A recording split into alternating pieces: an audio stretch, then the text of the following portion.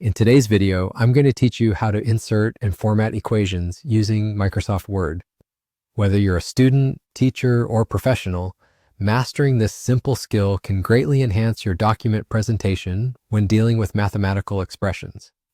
So let's dive in and see just how to accomplish this. First off, you'll want to open the Microsoft Word document where you need to insert your equation.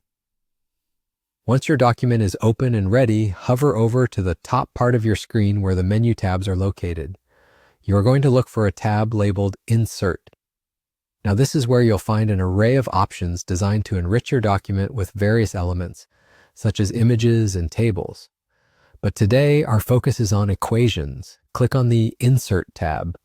As you explore its features, you'll notice it includes an option called Equation. This is typically found on the far right side of the toolbar, and clicking it will bring up a new segment of your document, an equation box. This is where the magic happens. You can now freely input and craft your mathematical equations. After your equation box is up, direct your attention to the newly visible Design tab that appears.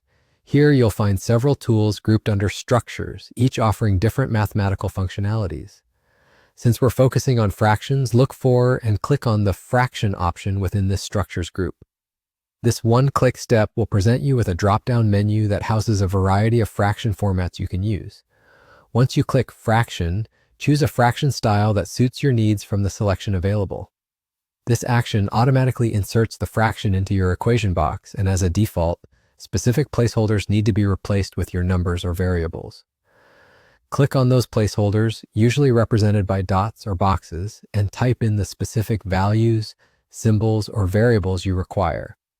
Now that your fraction is set, you might want to insert more elements, such as dy or dx, which is commonly used to indicate a derivative in calculus.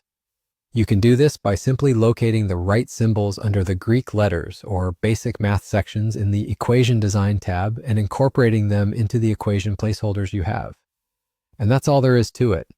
With just a few clicks, you've successfully inserted a fraction and customized your equation in your Word document. Hopefully, you'll find this instructional guide to be straightforward.